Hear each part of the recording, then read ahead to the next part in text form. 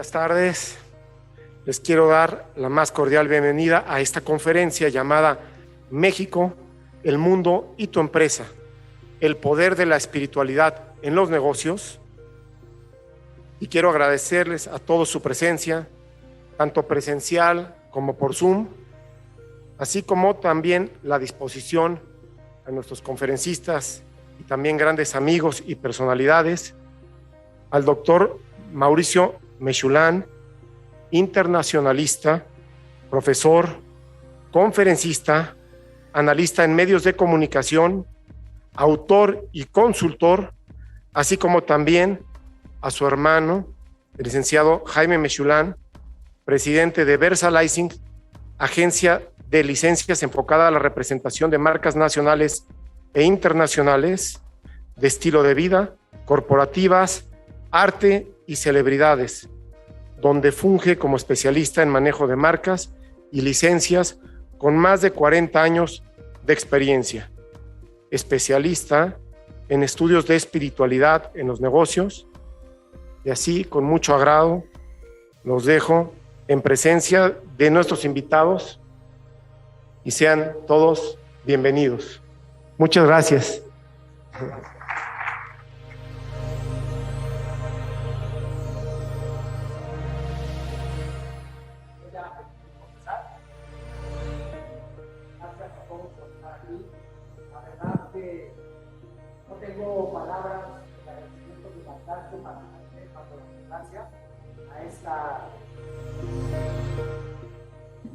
A esta comunidad, al Centro Libanés, por habernos recibido esta tarde de manera tan cordial, una espléndida comida, una espléndida recepción, con puros amigos, con puros colegas, y sorprendido de la cantidad de intereses en común que tenemos con ustedes. La verdad que es difícil hoy en día hablar de un tema de negocios y de espiritualidad sin hablar de lo que estamos atravesando en este momento en la crisis mundial de la pandemia. Pero bueno, primero que nada, bienvenidos, welcome, Beruhim Mabaim, Ahlan Sahlan, todos sean bienvenidos, usemos el mismo idioma. En esta tarde los invito a que el idioma que nos una sea el idioma de la espiritualidad. Es lógico y es conocido y es vivido por todos y cada uno de nosotros cómo nos ha tambaleado y a nuestras economías el COVID. Tenemos una situación real que estamos atravesando, donde tenemos varias maneras de enfrentar esta situación, y yo les voy a dar un par de ideas personales de cómo estamos manejando las cosas, con algunos tips, algunas situaciones que he estudiado los últimos 7 años, ojalá les sirvan para luego reforzar el tema país y el tema entorno internacional con la aportación de Mauricio.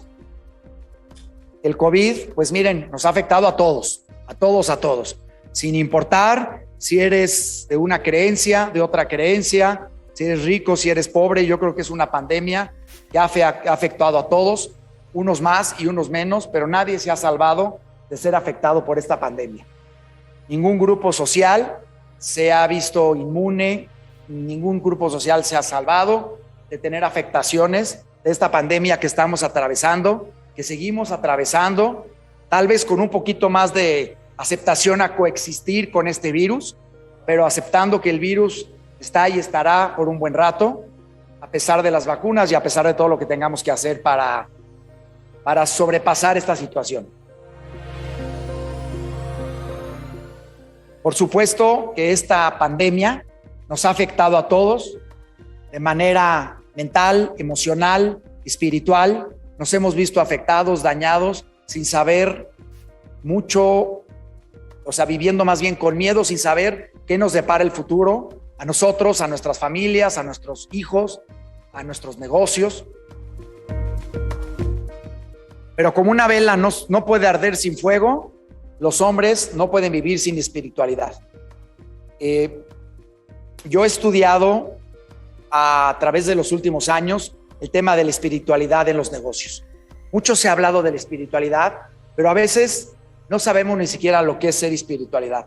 La gente dice voy a ser espiritual porque me va a dar calma, me va a dar éxito, me va a dar tranquilidad. Hay una definición que es la que yo utilizo, que no la inventé yo, que es esta de la Organización Mundial de la Salud, que es la definición de la espiritualidad que a mí más me gusta y más me gusta compartir, que es la que dice: la espiritualidad es la forma en la que el ser humano encuentra significado, esperanza, alivio y paz interior en la vida.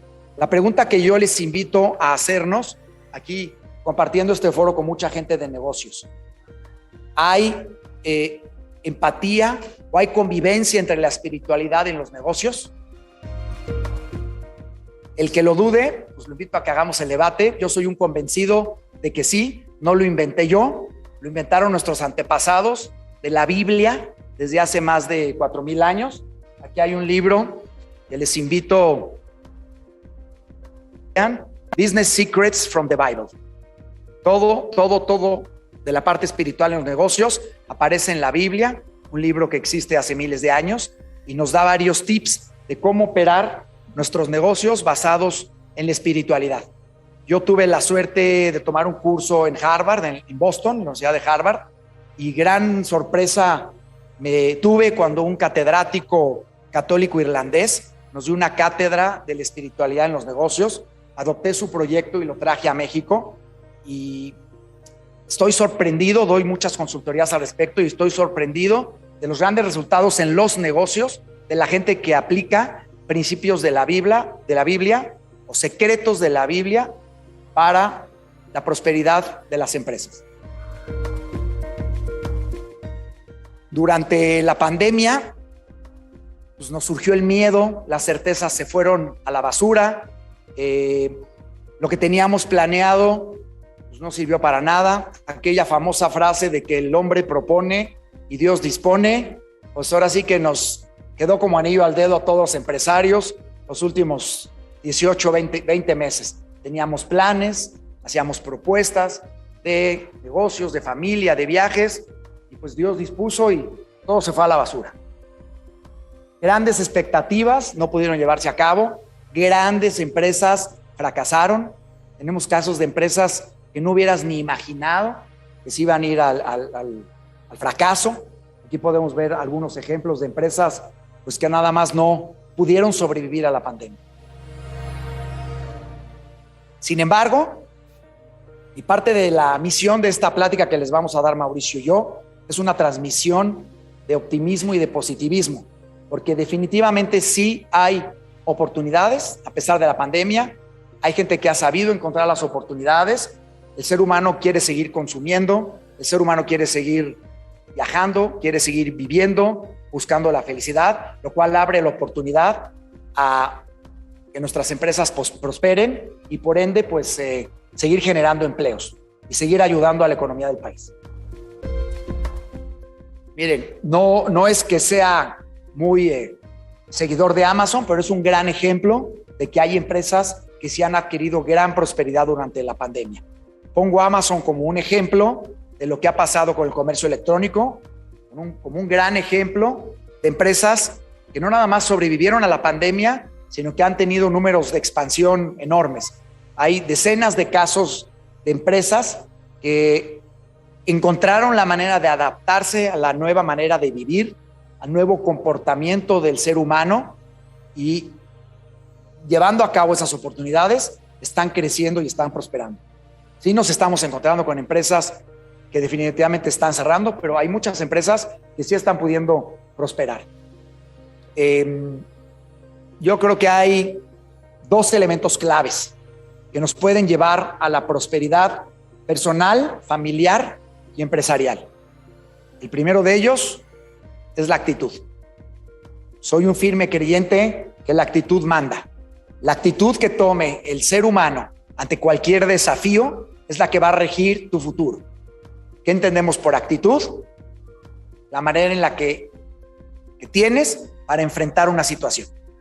Tú puedes enfrentarte a una situación con una actitud negativa, sentarte a llorar y a lamentarte.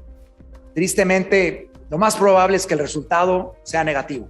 Pero si te enfrentas con una actitud positiva ante una crisis, tienes muchas probabilidades de que salgas de la situación, del desafío y prosperes. ¿Cuántos de nosotros no nos encontramos hace un año con nuestras empresas cerradas? No teníamos dinero para pagarle a nuestros trabajadores, no teníamos dinero para la renta, no teníamos venta, no sabíamos qué iba a pasar. Y hubo gente que de plano decidió no reabrir, hubo gente que se puso a llorar y hubo gente que encontró la manera de operar desde su casa, comercializando o produciendo otro producto o otro servicio, adecuándose y reinventándose. ¿Todo por qué? Porque tuvo una buena actitud y porque, a mí me gusta mucho este autor, Viktor Frankl. Es un hombre ejemplar, murió hace pocos años, sobreviviente de campos de concentración. Su gran libro que se los recomiendo es El hombre en busca del sentido. Y esta frase célebre de él que dice: cuando no podemos cambiar la situación a la que nos enfrentamos, el reto consiste en cambiarnos a nosotros mismos. Nosotros no podemos cambiar a la pandemia, ¿sí? ¿Qué podemos hacer nosotros para cambiar la situación pandémica que está atravesando el planeta en este momento? Entonces, ¿qué tenemos que hacer? Como decía don Viktor Frankl, cambiarnos a nosotros mismos. Después de la actitud, pues obviamente la flexibilidad. Aquellos empresarios que tomaron una postura absolutamente rígida. Les pongo el caso de un ejemplo de unos amigos que estoy apoyando un poquito con un cambio en su empresa, fabricantes de trajes de hombre, de vestir. Inicialmente, su postura rígida, sin flexibilidad, los estaba llevando a la quiebra, porque el consumo del traje durante pandemia y post pandemia se ha venido al suelo.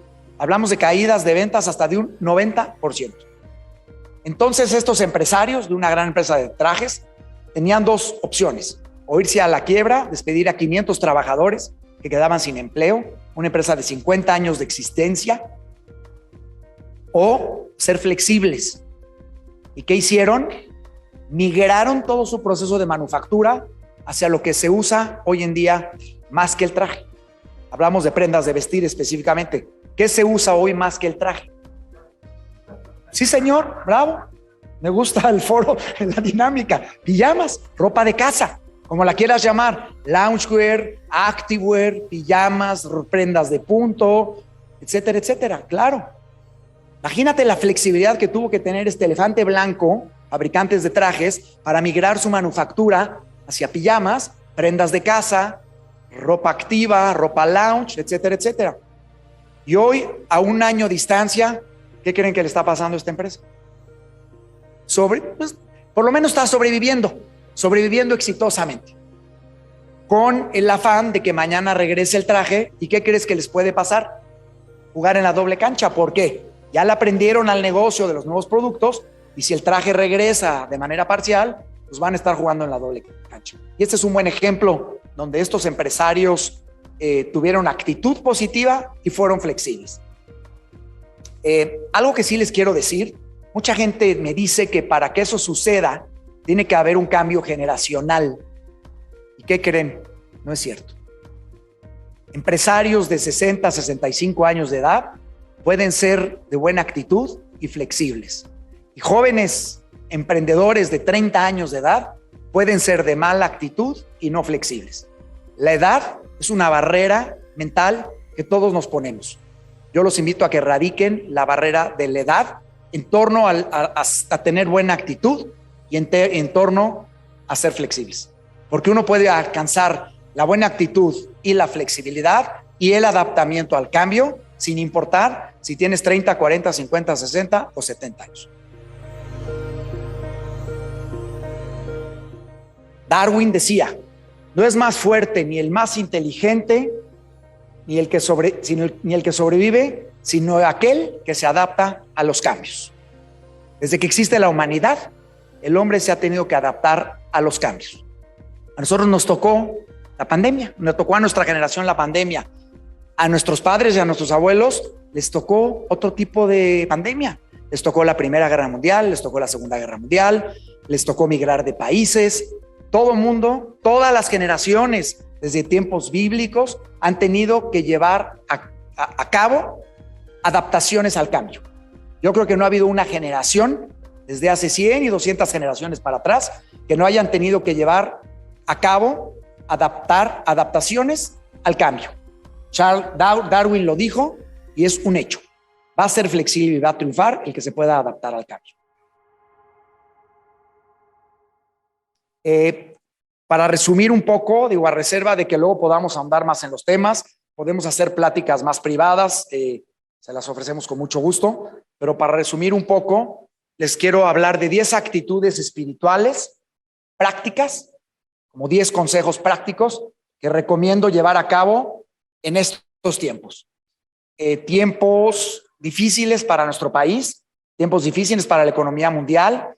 Desconocemos la situación política económica nacional aunado a la pandemia. Entonces, siendo realistas, sin ser pesimista ni negativo, estamos enfrentándonos a tiempos difíciles. Entonces, hay ciertas prácticas de la espiritualidad que les quiero recomendar. Otra vez, no las inventé yo, son extraídas de grandes libros milenarios y el resumen es este. Está triunfando la gente que es solidaria. Todo tipo de solidaridad genuina que encontremos y llevemos a cabo con nuestros iguales, con nuestros prójimos, con los necesitados, es un camino al éxito. Hay una cuestión mágica que difícilmente la puedo explicar en este foro, pero si llevamos a cabo una solidaridad genuina con la gente que la está atravesando más difícil que alguno de nosotros, nos da una paz espiritual y por ende nos da un mejor resultado de supervivencia, de éxito, de felicidad. La unión entre distintos también es algo milenario que ha existido en toda la historia. Desde tiempos del rey Salomón, él llevaba a cabo alianzas con los países a su alrededor y llevó a su pueblo a una prosperidad nunca vista. ¿Qué llevaba a cabo? Unión entre distintos. Yo creo que estamos en un tiempo donde lo que menos tenemos que buscar es una unión con gente demasiado cercana a mí, con gente de mi familia, con gente de mi colonia. Hoy tenemos que buscar la unión entre distintos porque existe lo que se da, la sumatoria de las fortalezas. Todos tenemos fortalezas y debilidades. En lo que yo no soy fuerte, tú sí lo eres. En lo que tú eres débil, yo soy fuerte. Y juntos responderemos ante la amenaza que nos está arrasando y juntos encontraremos las oportunidades porque sí las hay. Tenemos, y eso sí se los digo y se los recomiendo, la gente que colabore con nosotros, empleados, socios, clientes, proveedores, toda la gente que tenga que ver a nuestro alrededor, les tenemos que llevar a cabo un reconocimiento de cualquier índole. Hay una sed de la gente de ser reconocida. ¿Y qué creen? A veces el reconocimiento es tan simple como 3 palabras. A veces se nos olvida dar un reconocimiento social a la gente que colabora con nosotros, a nuestros socios, a nuestros asistentes, a nuestros colaboradores. No nos cuesta nada dar un reconocimiento. Claro que si a nuestros negocios les está yendo bien y el reconocimiento puede ser de índole económico, ¿por qué no hacerlo? Hoy hay mucha hambre de que la gente tenemos, y yo me incluyo, sed de ser reconocidos. La misma pandemia nos está contagiando con esta necesidad de ser reconocidos. El poder del habla y del pensamiento, yo creo que eso es algo muy trillado en estos tiempos, pero sí es muy claro el éxito de cualquier deportista, de cualquier empresario, de cualquier ama de casa, muy ligado al positivismo de su pensamiento y de su habla. A mí, por ejemplo, me molesta mucho cuando alguien está yendo mal, pero sé que tiene sus ahorritos y me dice, híjole, no tengo ni para comer. No, no es cierto. No digas que no tienes ni para comer. Nadie se ha muerto de hambre. ¿Quién dice que no tienes ni para comer? Puedes estar apretado, tus ahorros pueden estar mermados, a lo mejor hoy tu situación económica de veras es dificilísima, pero no debes de andar diciendo que no tienes ni para comer, porque si andas diciendo que no tienes ni para comer, ¿sabes lo que te puede suceder? Que no tengas ni para comer. La Biblia dijo, a Dios le gusta que hagamos lo que Él hace, ¿no? Y en el Génesis dice, Dios dijo que haya luz. ¿Y qué pasó? hubo luz. Entonces, aprendamos que lo que decimos de manera convencida ocurre. Declarar los resultados de nuestra empresa a futuro, declarar los objetivos que queremos lograr, pensarlos positivamente, quitarnos de la cabeza el negativismo, el pesimismo y el optimismo, y para colmo de males, tristemente, alejarnos de gente que nos está contagiando el pesimismo y el desánimo, que hoy estamos rodeados todos de decenas de ellos. Toda la gente a nuestro alrededor, pesimista, negativa, llorona, que dice que no tiene ni para comer. Tratemos ahorita de alejarnos un poquito de ellos sin hacerles el feo, sin faltar al respeto, y rodeémonos, seamos magnéticos de la gente exitosa, y van a encontrar de manera muy mágica que la gente exitosa es aquella que lo piensa de manera positiva y que lo dice de manera positiva. Los empresarios que se rodean de gente positiva, de pensamiento positivo y de habla positiva, tienen mucho más probabilidades de que sus proyectos prosperen. Y como buen ejemplo, y repito el ejemplo de los deportistas, acabamos de ver las Olimpiadas de Tokio y no puede dejar de pasar por mi mente que aquel deportista que ganó una medalla es porque se lo propuso, porque lo declaró, porque lo decretó, porque lo pensó y porque lo dijo. A lo mejor entrenó menos que su competidor, A lo mejor su competidor entrenó más, pero su mente lo traicionó. Y a los empresarios les sucede lo mismo. Fíjense a su alrededor y díganme si alguno de ustedes conoce un empresario de mente negativa y de la declaración verbal negativa. Muy pocos. Casi todos los empresarios exitosos, desde su mente, resuelven los desafíos, sobrepasan las barreras y lo declaran. Y sucede. Por el contrario también. Entonces, estamos muy conscientes de lo que decimos. Los invito a ser doble y triplemente conscientes de lo que pensamos y de lo que decimos. Por supuesto que en la pandemia no podemos negar que tenemos que ser autorresponsables, porque esta pandemia pues, va a estar mucho tiempo, siendo honestos. Entre más responsables seamos, más vamos a poder convivir con este virus y vamos a poder vivir, a menos que nos queramos encerrar en nuestras casas indefinidamente, ¿no? Entonces, seamos autorresponsables. Es una guerra en la que todos somos soldados. Tenemos por primera vez en muchos siglos un enemigo en común. En las guerras los enemigos pues eran un país contra otro. En las pandemias de la Edad Media, pues sí, había guerras entre países, pero el enemigo común era la fiebre negra, la peste, la fiebre bubónica y tantas pestes que han arrasado que han diezmado a la humanidad a lo largo de los siglos. Hoy tenemos este enemigo en común, lo cual lo tenemos que ver como tal, luchar en conjunto contra él como tal y eventualmente coexistir con este virus, porque según me dicen doctores científicos muy inteligentes, que estas cepas van a continuar y van a ir encontrando vacunas, pero pues va a haber que andar conviviendo con estos animalitos.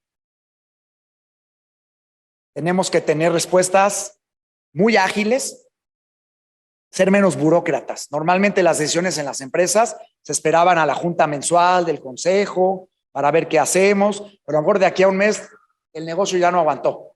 Tiene que ser en línea, comunicación ágil, respuestas ágiles y llevar a cabo mucha cercanía, mucha conexión. Lo famoso que se ha hablado, sobre todo la última década, del networking, yo creo que hoy juega de manera más importante. Tener mucha conexión entre colegas, entre competidores, entre empresarios que se complementen los unos a los otros, y eso está dando muy buenos resultados en México y en países donde las empresas están prosperando. Dedicar tiempo a la reflexión es muy importante, darnos el tiempo a llevar a cabo una reflexión profunda y entender qué está pasando y cómo puedo enfrentar lo que está pasando. Y por último, pues una vez más, aunque redonde un poquito del pensamiento positivo, el optimismo y la resiliencia.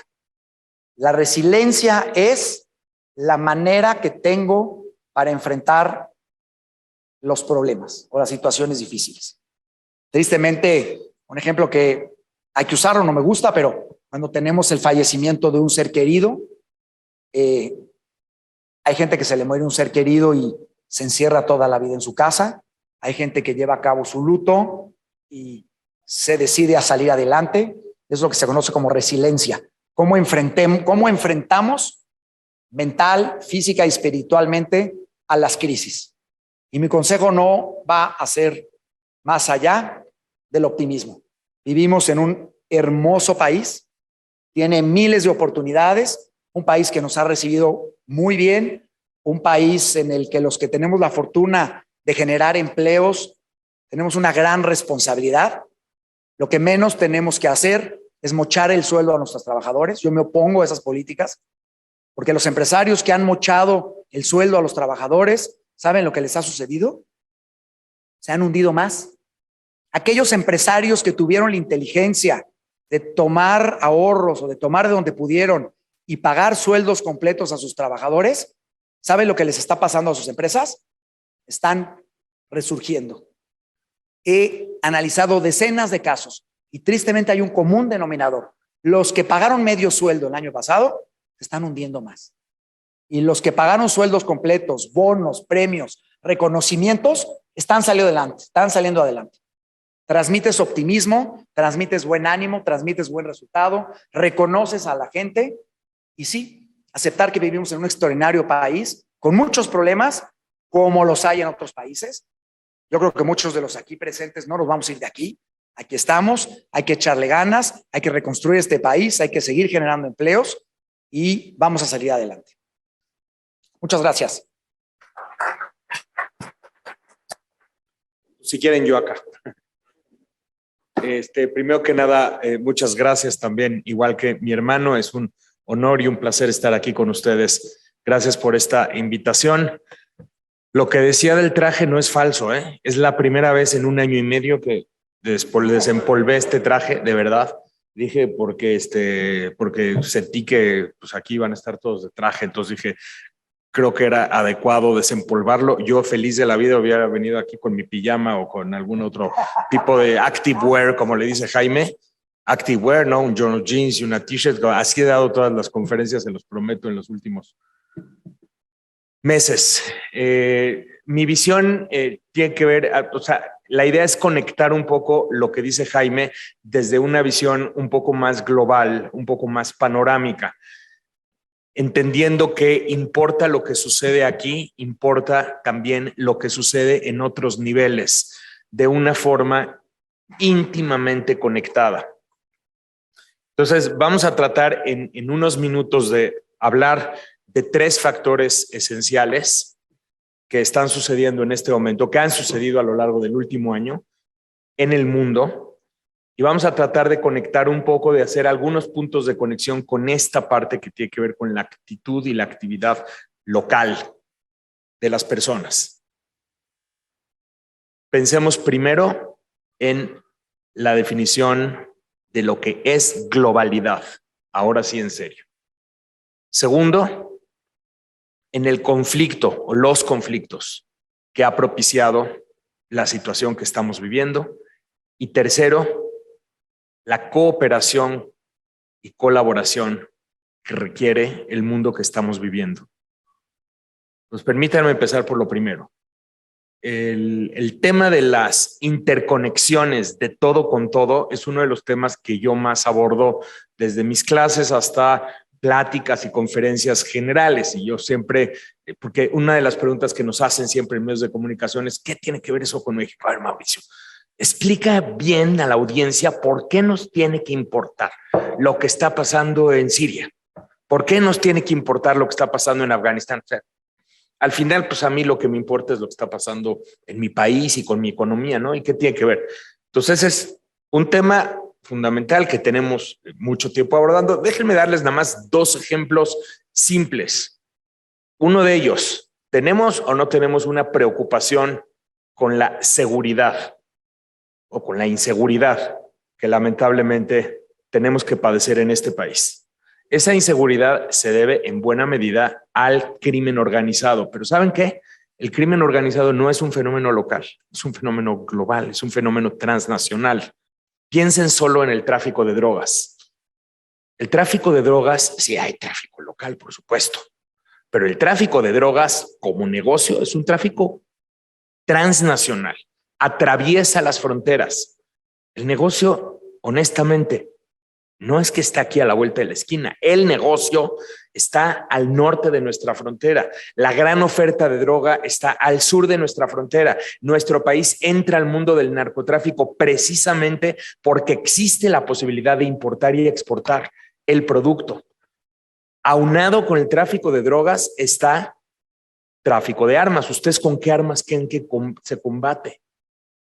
No son armas construidas en la esquina. Entonces tenemos que entender cómo son las redes de comercio transnacional, las interconexiones entre organizaciones criminales globales, las redes de lavado de dinero. ¿Ustedes creen que el dinero que se produce por los negocios de drogas se pueden lavar aquí en la tiendita de la esquina? Son redes transnacionales que atraviesan de un país a otro país, a otro país, a otro país, para que de pronto el petróleo que comercia ISIS está lavado como gasolina que se consume en Dinamarca.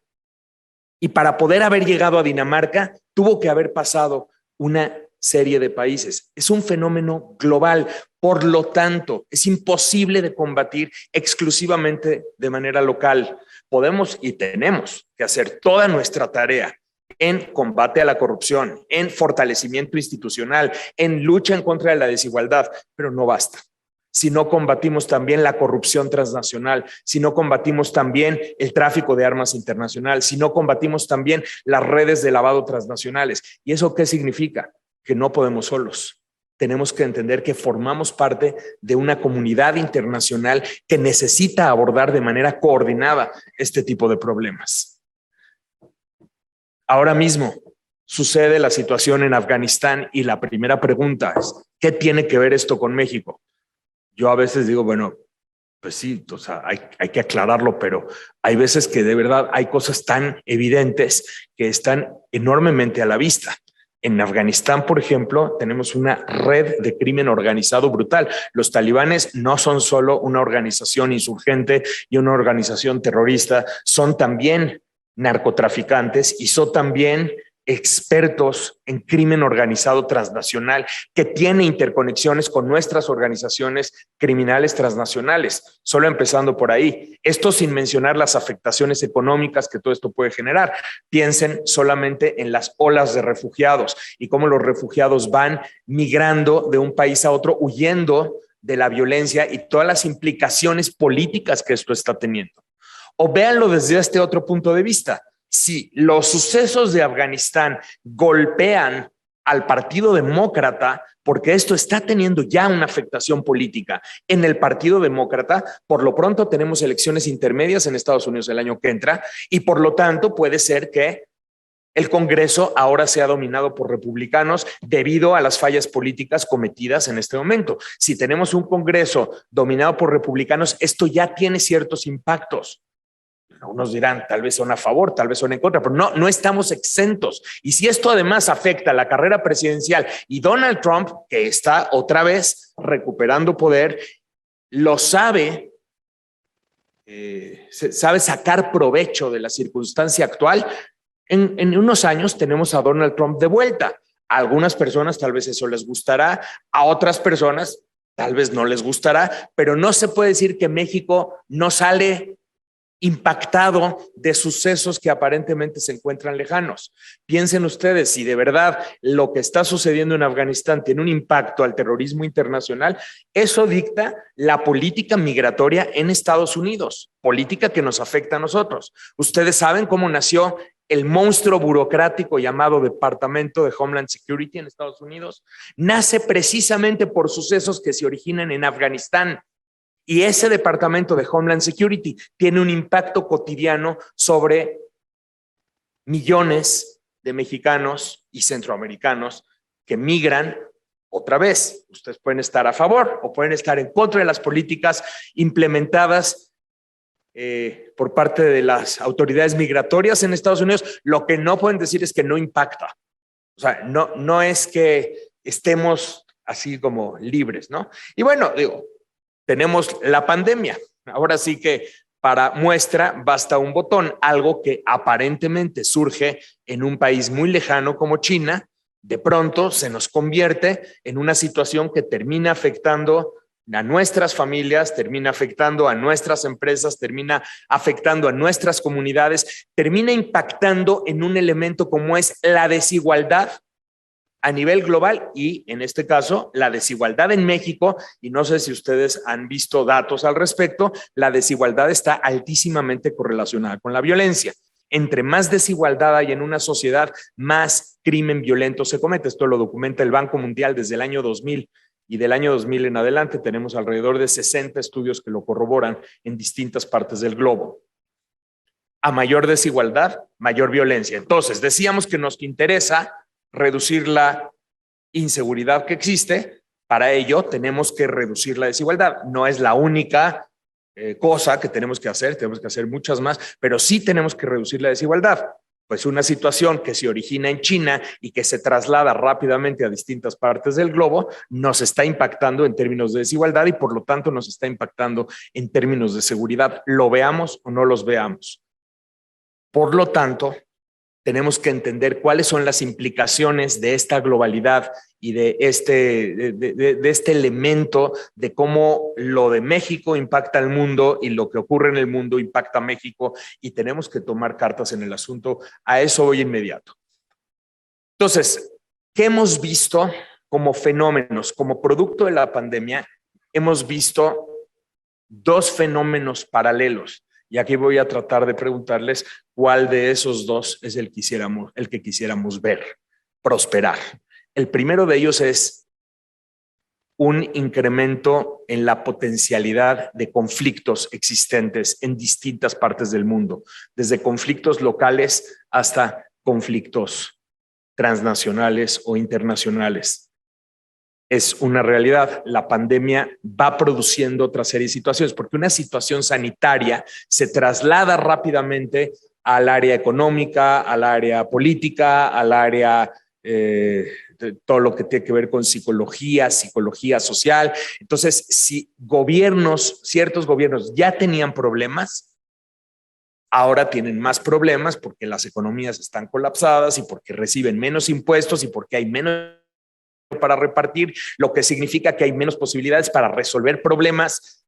Esto sumado a la cantidad de negocios que cierran o que tienen que cerrar y la cantidad de personas que están en sus casas, la tensión social, todo esto va generando conflictividad y esa conflictividad la estamos viendo con un incremento considerable en la cantidad de manifestaciones, protestas que hay en distintas partes del mundo, que pueden ser protestas desde, por ejemplo, ya estoy protestando el cubrebocas, ya no quiero cubrebocas, o estoy protestando otra vez medidas de confinamiento, medidas que me están encerrando, o estoy protestando los impuestos, ¿no? Como ha sucedido en distintas partes. O sea, piensen, por ejemplo, en Líbano, que ustedes están familiarizados mucho con esa situación, el impuesto al WhatsApp. Ahora vamos a meter un impuesto al WhatsApp.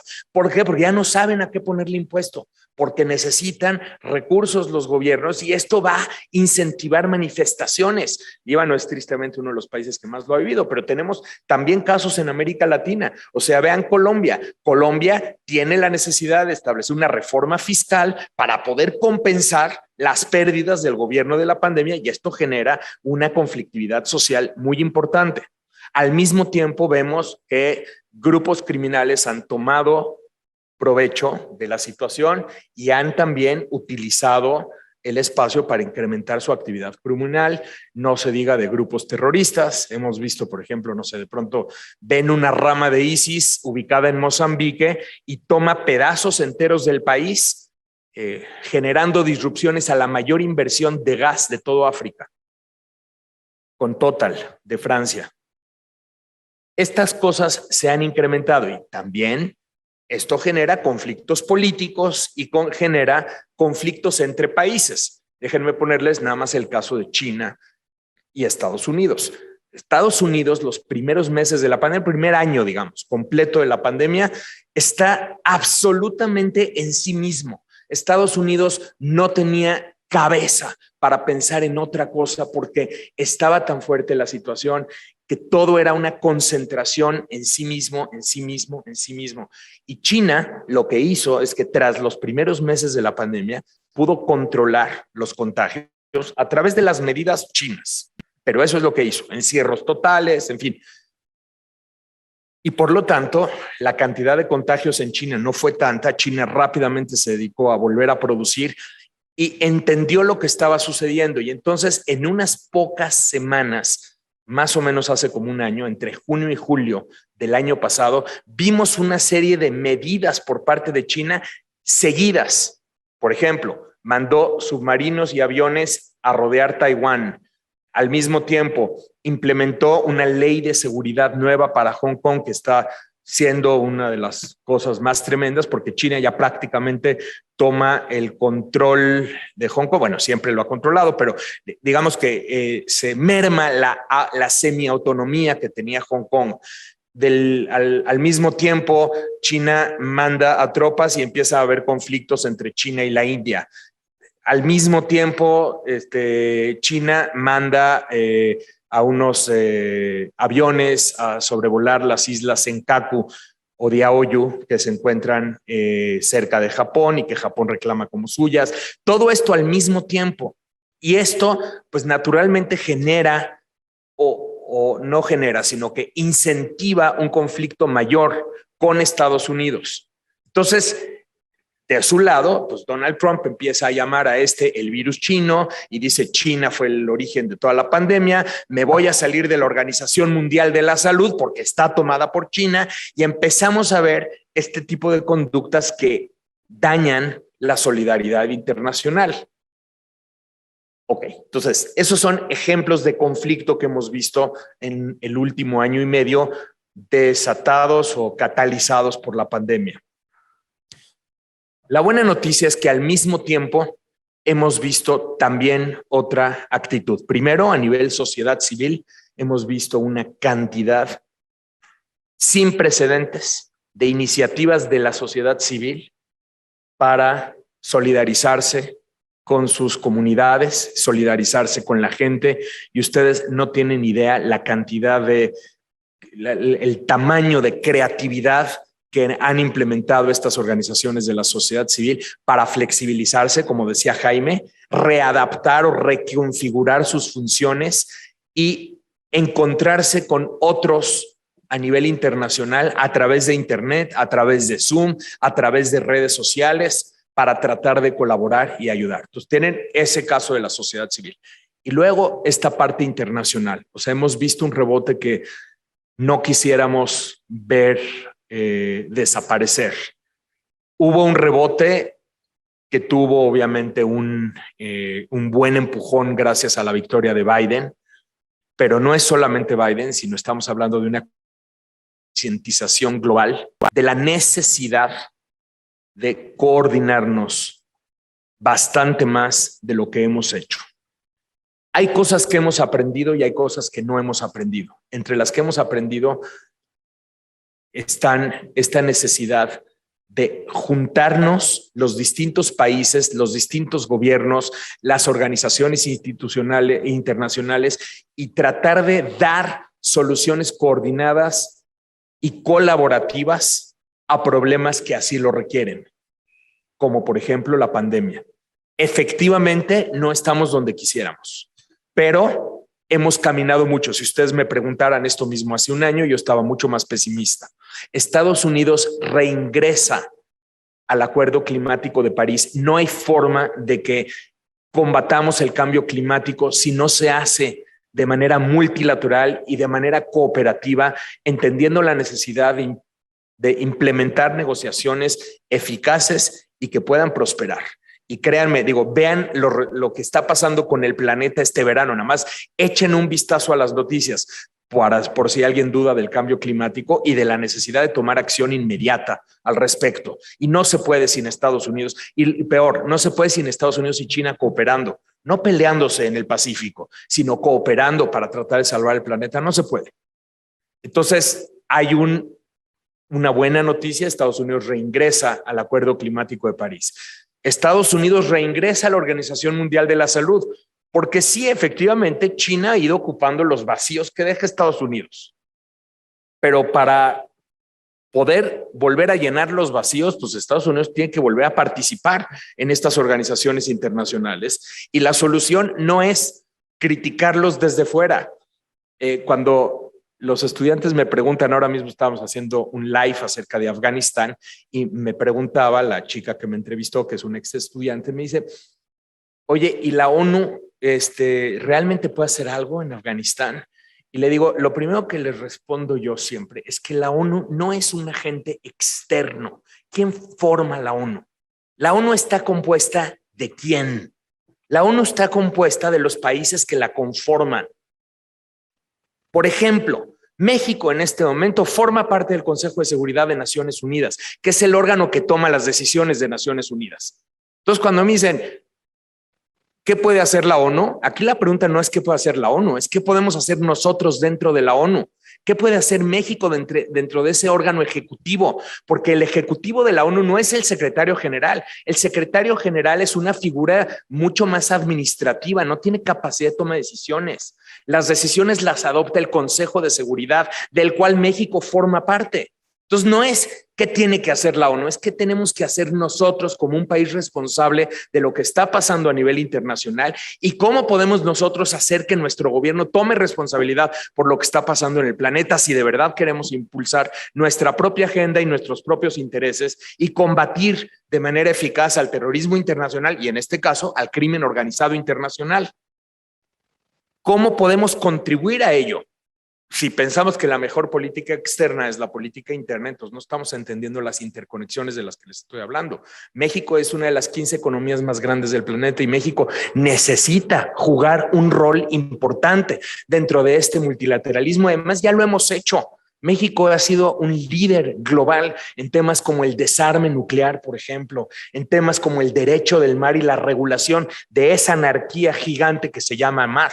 México ha contribuido al derecho internacional. México ha contribuido a procesos de paz en nuestro continente. Ahora mismo, finalmente, estamos tomando una responsabilidad en ese sentido con el tema venezolano. Eso es lo que tiene que estar haciendo México porque le importa y porque le impacta. Entonces, la pregunta aquí es, ¿cómo podemos contribuir como sociedad y como país ante las circunstancias que están ocurriendo a nivel global? No solo pensando de manera humanitaria de qué le está pasando a los refugiados afganos o a los refugiados sirios, que ya solito debería ser una razón, pero dejando de lado la parte humanitaria, sino pensando esto como un sistema, como un todo compuesto de partes y que dentro de esas partes hay interacciones que impactan al todo, interacciones del todo que impactan a las partes y que México conforma parte del sistema. No es un sistema que está allá afuera, sino que es un sistema que está conformado aquí por las mismas personas y la misma sociedad que estamos viendo. ¿En qué medida podemos contribuir para tratar de generar un mundo más colaborativo, un mundo más cooperativo, un mundo donde importe más la institucionalidad internacional, los esfuerzos multilaterales? Y entonces, ahora sí, conectarlo con estos valores. Yo entiendo que en ninguno de sus escritorios está la toma de decisiones global y en ninguna de sus agendas probablemente está la decisión que va a tomar el Consejo de Seguridad el día de mañana. Pero sí está en nuestro papel entender que esta pandemia no es acerca de otros que están allá afuera. No es tampoco sálvese quien pueda o salvémonos a nosotros mismos. Decía el ex primer ministro sueco, Carl Bildt, el otro día en uno de los foros en los que participo, decía, de veras tenemos que aprender estas lecciones y las lecciones implican entender que tenemos que tomar conciencia que no a todo mundo le está yendo igual en esta pandemia. El otro día los conté, 70 países del globo que no tienen al 10% de su población vacunada. Y de esos 70 países hay como otros 20 que no tienen ni al 3% de su población vacunada. Y tenemos que entender la necesidad de generar la logística, de distribuir estas vacunas, de promover una actitud mucho más solidaria, como decía Jaime hace rato.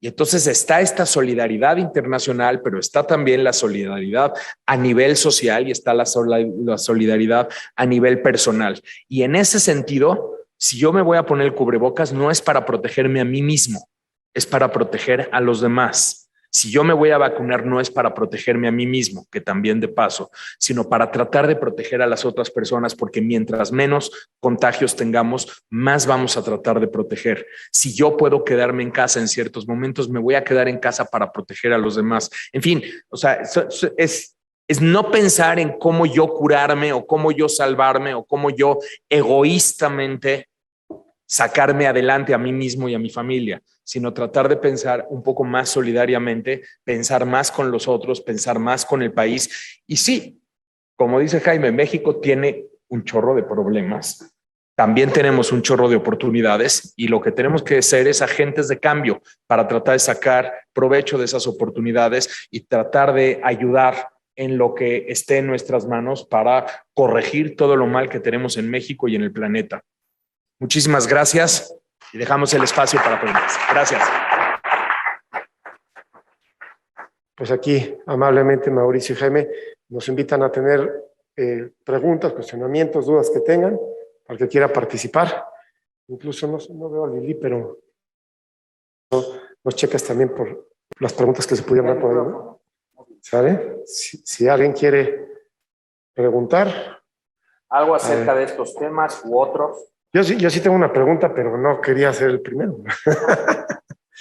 No, pero fíjate que escuchando la exposición primero de Jaime, donde nos haces ver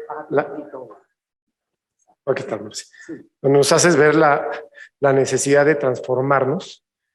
Es una reflexión necesaria porque realmente el mundo se está transformando y si no vas al ritmo del mundo, pues te quedas rezagado. Pero yo, en el momento que te escuchaba, me quedé pensando algo que después, Mauricio lo dijo de otra manera, pero es que nosotros tenemos la capacidad de transformarnos a nosotros mismos, pero lo podemos hacer en nuestra persona, lo podemos hacer en nuestras casas o con la gente en la que podemos tocar y tener influencia. Pero yo creo que también como el poder, y de eso hablamos hace un momento, era la capacidad de hacer. Y nosotros tenemos una capacidad de hacer de acuerdo al entorno que podemos tocar. Pero también donde yo siento o percibo un rezago es en los gobiernos, que es donde tienen la capacidad de hacer más grande. Y entonces vamos a tener una adaptabilidad o una renovación en cuanto a lo que está sucediendo, pero si no hay una transformación, o sea, de manera simultánea entre los gobiernos, siento que se queda limitada nuestra participación. Entonces, no sé ustedes qué opinan al respecto. Mira, mi opinión humilde, digo, el experto en temas de gobiernos aquí, Mauricio, pero mi opinión humilde es que si nos ponemos a lamentar de lo que haga o deje de hacer nuestro gobierno, se nos va a ir la vida llorando. Y yo creo que es yo lo que menos aconsejo. Yo creo que desde nuestra humilde trinchera, cada uno de nosotros tiene que llevar a cabo esa inteligente transformación de la que hablas muy bien. Transformación que hagas en tu casa y que vean tus hijos, siempre en una búsqueda de estos consejos que les di. Transformación en tu empresa donde impactas y influyes a mucha gente que depende de lo que tú decidas, que te siguen, que te admiran.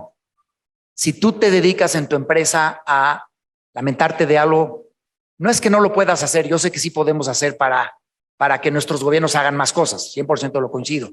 Sin embargo, yo soy de la idea de que en nuestras empresas y en nuestras casas tenemos que llevar a cabo esa transformación a pesar de que el gobierno lo haga o no lo haga o lo haga de manera lenta.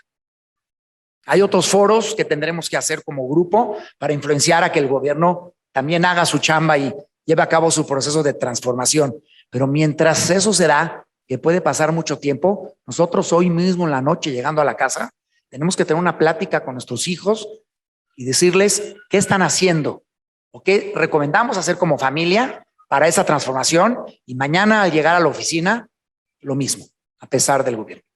Pero bueno, aquí es el experto. Gracias. Yo aquí lo que te diría, añadiendo a lo que dice Jaime, o sea, es también entender que el gobierno tampoco es, como dije de la ONU, ¿no? El gobierno no es un ente externo al sistema. El gobierno forma parte del mismo sistema. El gobierno surge de una familia, surge de una comunidad. O sea, las personas que conforman el gobierno surgen de una familia, surgen de una comunidad, estudian en una escuela, posteriormente estudian en una universidad, después incluso estudian posgrados en otras universidades.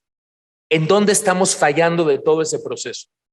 ¿Qué rol tenemos como familias, como comunidades, como colegios, como organizaciones? Aquí ustedes dirigen una organización muy importante que tiene una interlocución con actores gubernamentales, de eso estábamos hablando hace rato, pero también tienen incidencia en temas educativos y tienen incidencia en no sé, con universidades, por ejemplo. Entonces,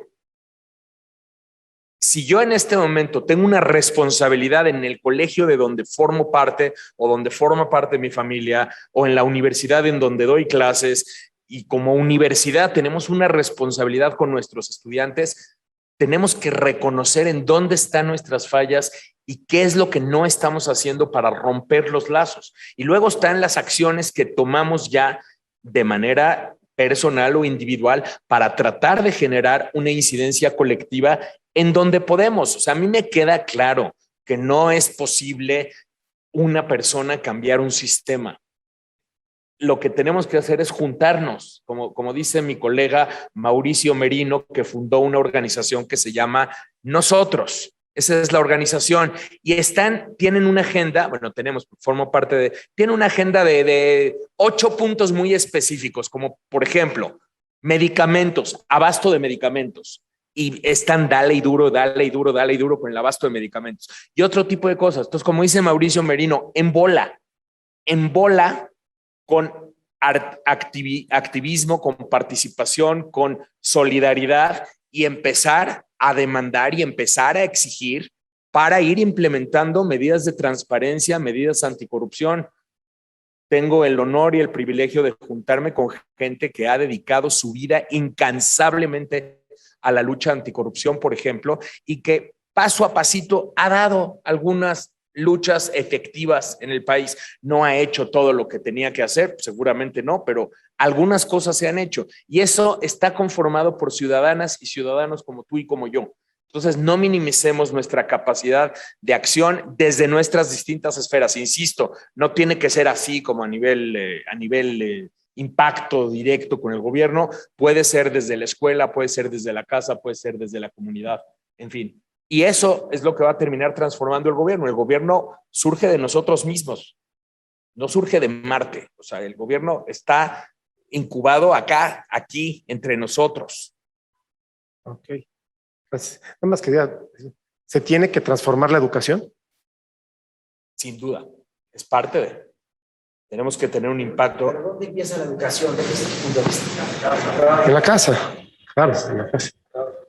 Tú llegas hoy en la noche a invertir tiempo en la educación de tus hijos, en la transformación de la que muy inteligentemente hablas, estás sembrando una muy buena semilla. Sí. Lo que hagan las universidades, pues también podemos influenciar muchísimo, como dice Mauricio, pero la semilla la siembras en tu casa, esta noche llegando, no el año que entra, hoy mismo, ahorita que llegues, siembra una semilla en esa transformación y te vas a sorprender de los cambios. Tendré mi tarea para hoy. Hazla, mañana me platicas. Gracias, no se tienes ahí.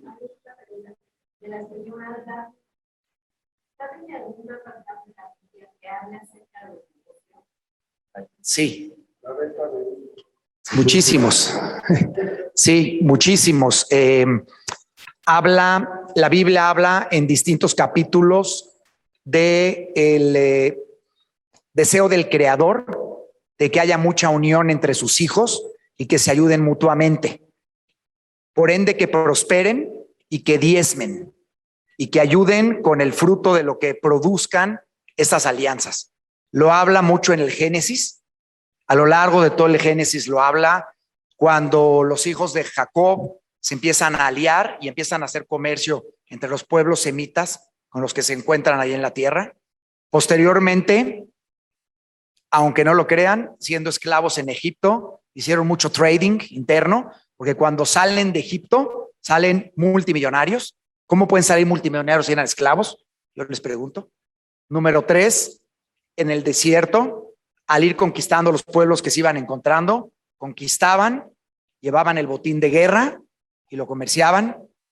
Y ni se diga en la época de los reyes David y Salomón, grandes comerciantes. Les decía hace un momento, el rey Salomón firmó los primeros acuerdos de libre comercio de la historia.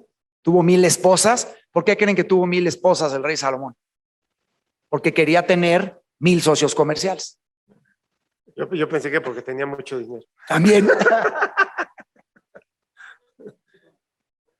Le recomiendo este libro a la señora Dafne, si quiere.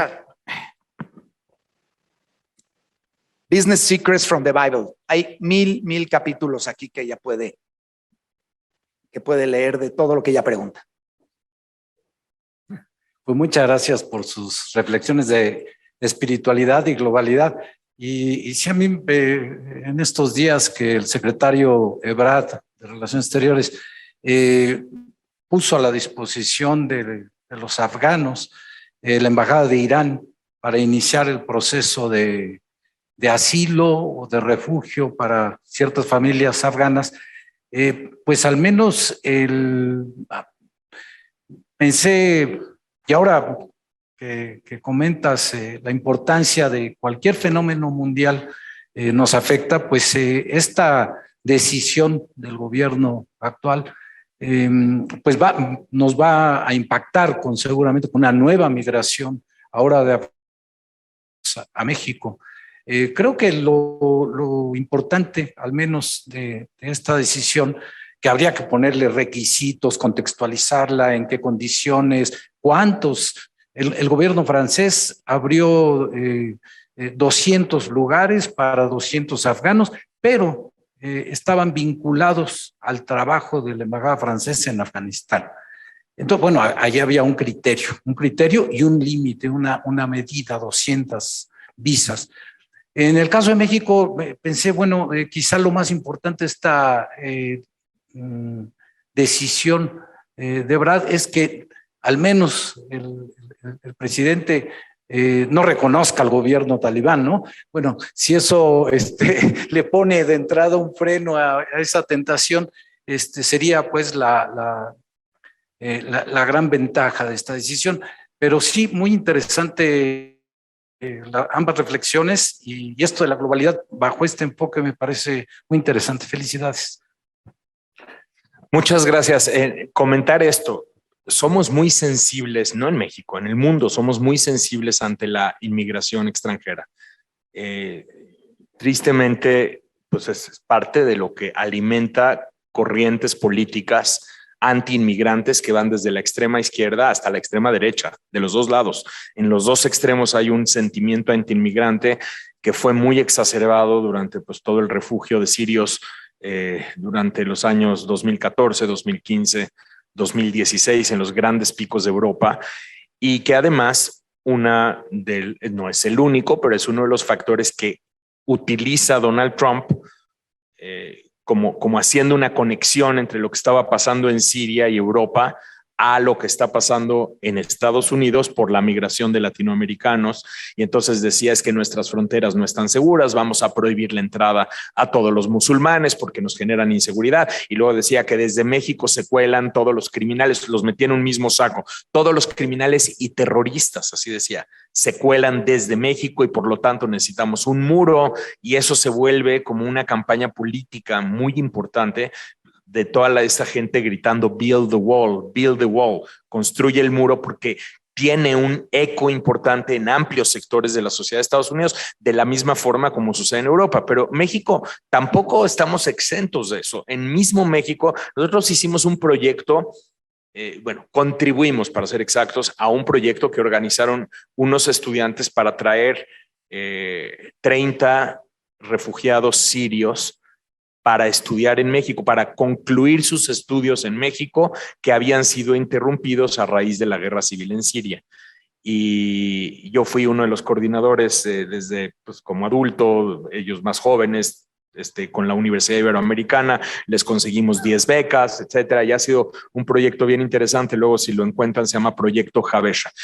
Encontramos mucha resistencia política y esta es una iniciativa de unos jóvenes, no es una iniciativa gubernamental, no fue fondeada por el gobierno ni un centavo, no es que nadie aportó recursos, tampoco es que el gobierno mexicano bloqueó la inmigración de centroamericanos, ni tampoco el gobierno mexicano quitó recursos a otras iniciativas para apoyar. No, esto fue totalmente una iniciativa de estudiantes, de un grupo de estudiantes de distintas universidades para ayudar a otros estudiantes, es de estudiantes para estudiantes.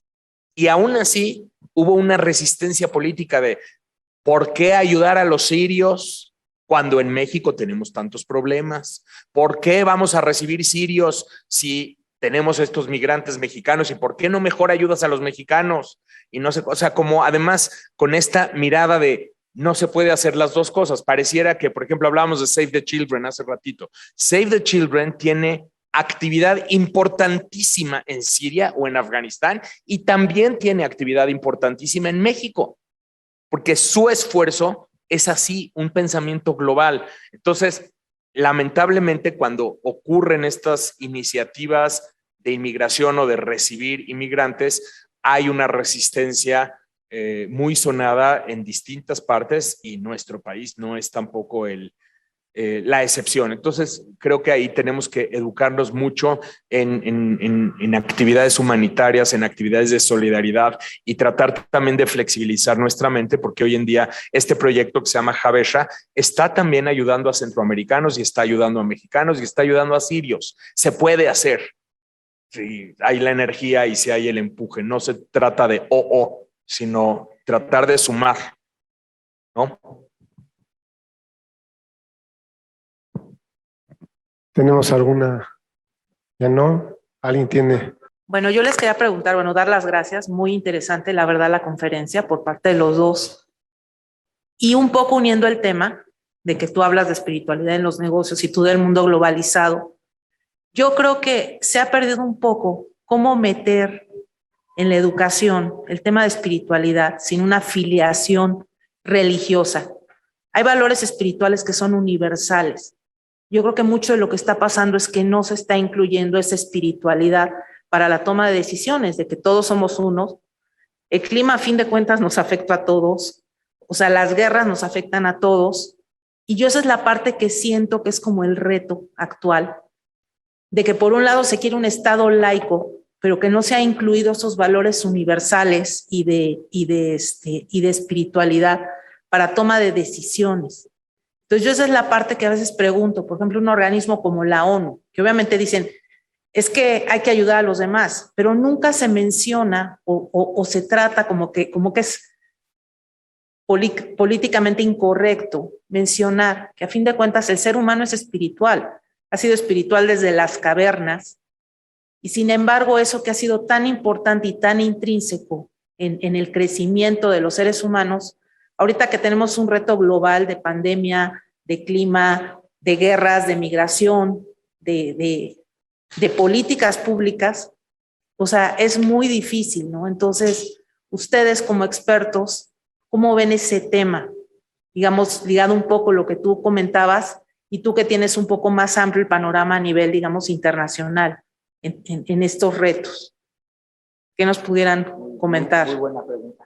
Mira, yo lo que te puedo decir es que lo primero que tenemos que hacer es entender qué es espiritualidad. Porque si tú te agarras a cualquier persona culta o no culta, y le dices qué es espiritualidad, lo primero que piensas es y la meditación y el rezo, que claro que tiene mucho que ver por la paz interna que te da cualquier tipo de mecanismo que utilices para lograr tu paz interna, ¿no? Pero como dice esta definición de la Organización Mundial de la Salud, la espiritualidad te da esperanza, alivio y paz interior. ¿Qué más queremos hoy en día que la esperanza y el alivio? Todo el mundo lo desea y sí te quiero decir que parte de las pocas o muchas cosas buenas que ha traído la pandemia es que hay mucha hambre de la espiritualidad. Porque sí, efectivamente, si la gente se vuelve más espiritual, logra una paz interior y logra una mayor felicidad. No tienes idea la cantidad de gente de nuestra edad hoy en día que está atravesando toda clase de ataques de pánico, depresiones, etcétera, etcétera. Yo creo que gente de 50, 60 años para arriba, 2 de cada 3 viven empastillados. Digo, no es que sean malas o buenas las pastillas. Yo creo que hay otros caminos antes de tener que usar la pastilla, menos que de veras tengas un mal químico, ¿no? O biológico. Y eso sí está llevando a un tema de hambre y búsqueda de la espiritualidad. Hay escuelas que ya lo están empezando a inculcar. Como dijo Mauricio, sí hay buenas noticias. Hay escuelas que ya les dan clases a sus alumnos de cómo ver más con el prójimo. Este tema del bullying en las escuelas es lo más antiespiritual que te puedas imaginar, porque ha llevado a muchachos al suicidio, inclusive. Entonces eso ha llevado a la necesidad de inculcar mayor espiritualidad, y volvemos a lo que yo siempre he venido diciendo: se empieza en la casa. Si tú empiezas en la casa a inculcar buenos consejos espirituales a tus hijos, del buen trato al prójimo, de buscar alianzas, de buscar la paz interior, de decir no a las drogas, todo eso es parte de la espiritualidad, porque te da la paz interior que requieres. Decirle a tu hijo que la paz interior no te la va a dar la droga. Creen que sí, pero no, te la da un ratito, pero luego es mucho peor. Y sí, las escuelas lo están buscando. Entonces, yo lo que le decía a Carlos hace un minuto, realmente nuestras trincheras es un campo muy importante para empezar.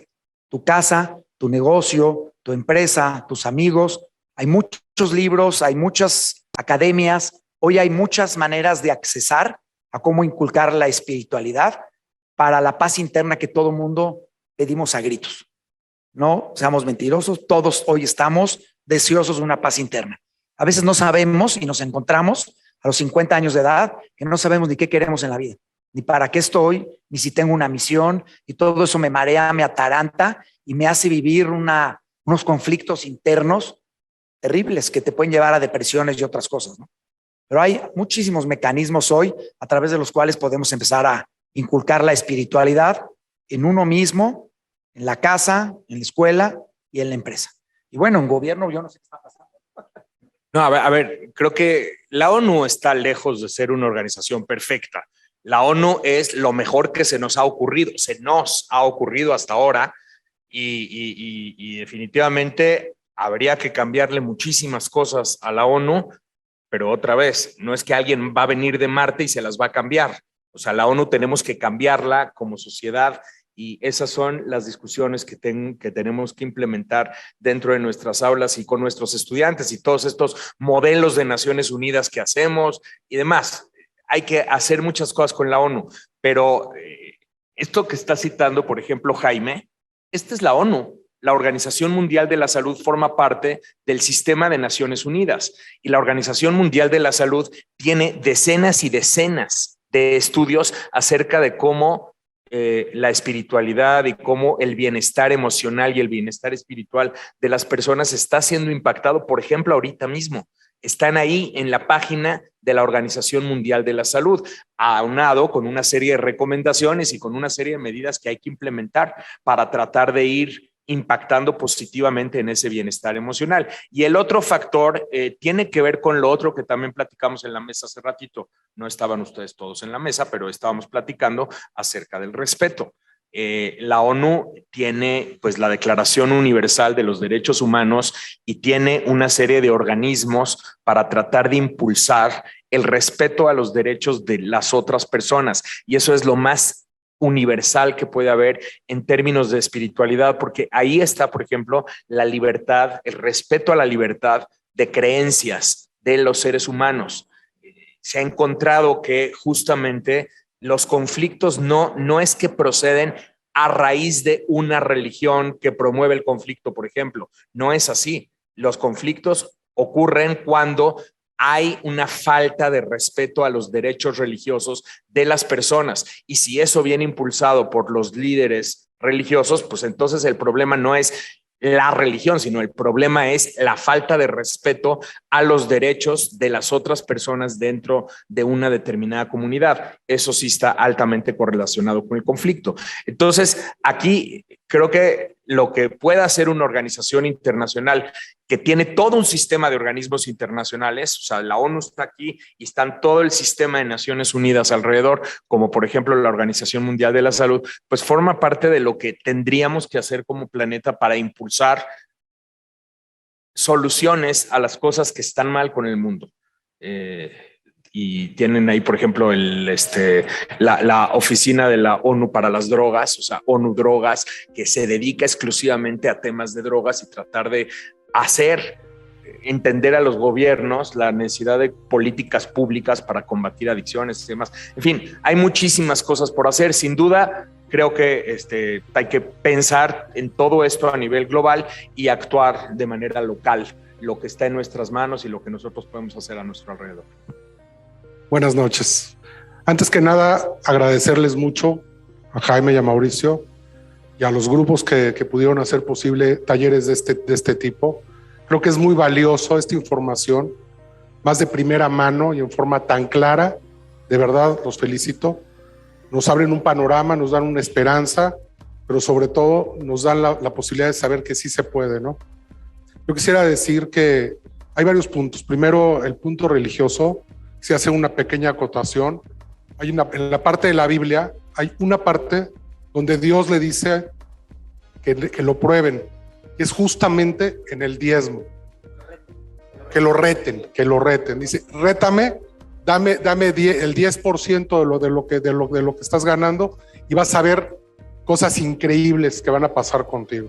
Entonces también es una de las formas de que podemos nosotros también espiritualizarnos en nuestras empresas, ¿no? La pandemia como tal sí es un fenómeno que nos trajo muchas desgracias, muchas muertes, pero también trae cosas positivas. Primero que nada, yo soy muy de la idea de que fue un freno de mano para todo el mundo.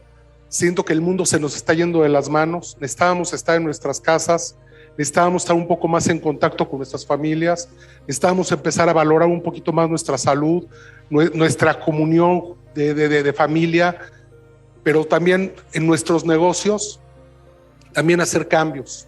Como dices, Jaime, hay que ser flexibles, hay que buscar nuevas formas. El tiempo que estuvimos sentados en nuestras casas, que el tiempo se nos hizo enorme y que no sabíamos si era lunes, martes o domingo o jueves, pues nos dio la oportunidad, la gran oportunidad de poder reinventarnos. Hay que reinventarse, de verdad hay que reinventarse. Nosotros en lo personal lo hemos hecho y les aseguro que aparte que es muy motivante, nos llena de mucha fuerza espiritual, nos llena de muchas ganas hacerlo cada día. Tiene muy buenos resultados. El saber que si no es por este camino es por el otro, como el famoso libro del ¿Quién se ha llevado mi queso? Bueno, se cierra una de las bóvedas, pues hay que buscar otras, pero nunca quedarse parados.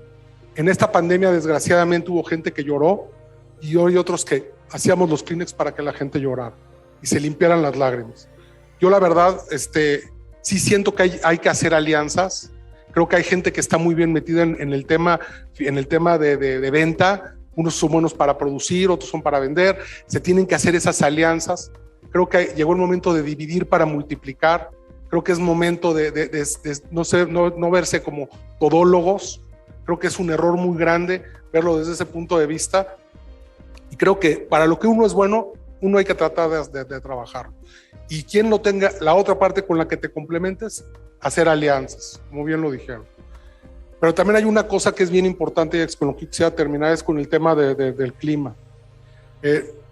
También hemos visto nosotros y hemos hecho algunos productos que van agarrados de la ecología, de la biodegradabilidad, y sabemos que pues, nosotros no vamos a hacer todo, no vamos a solucionar el mundo, ¿no?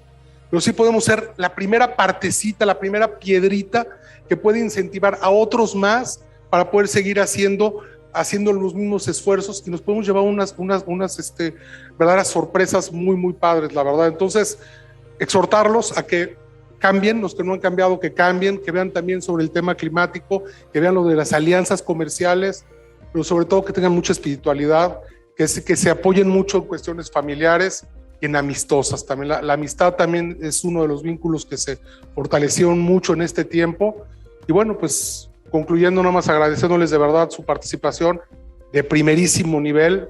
con temas bien importantes, tocados muy en forma muy específica. Y agradecerles de verdad. Muchas gracias. ¿Cuál es tu nombre? Saga. Qué padre tu aportación. Y convulgo mucho esa parte cuando Dios le dice, no tengo dinero para diezmar y no tengo dinero para ayudar al pobre. Y le dice Dios, si tienes poquito, pero si tienes, dalo, lo poquito que tengas, rétame. Muy bonitas tus aportaciones, gracias. Gracias, Carlos. Y bueno, aparte de agradecer la plática y la conferencia de estos hermanos tan increíble, quiero comentarles que al inicio de la pandemia, un amigo mío que quiero mucho estaba tan preocupado por cerrar, ¿no?, su empresa, porque había que cerrarla al inicio de la pandemia, en marzo del año pasado, y le dije, ¿y estás listo para cerrar? Y dice, bueno, estoy tan listo para cerrar, que estoy listo para abrir. Y me dijo algo muy importante, el que no esté preparado puede estar preparado para bajar tu cortina de tu negocio, pero si no estás preparado para abrirla, ya no va a hacer nada. Y le dije, ¿tú estás preparado? Dice, me estoy preparando más que para cerrar, para abrir. Y eso se me quedó muy grabado. Esa es la actitud, exactamente. Gracias. Actitud, pura actitud, bien dicho. ¿Una más? Gracias. Yo como empresario me he enfrentado a un problema bastante complicado en esta pandemia, ya que hablando de espiritualidad, de globalización, no he sabido quizá encontrar las mejores palabras para motivar a mis más de 150 empleados, que he hecho el esfuerzo enorme por no pagarles medias quincenas ni medios sueldos, sino de pagarles completo. Y quizá entonces no tengo la credibilidad de decirles que en verdad hay un problema, porque ellos quizá no lo han vivido, porque se ha hecho el esfuerzo de pagarles completo.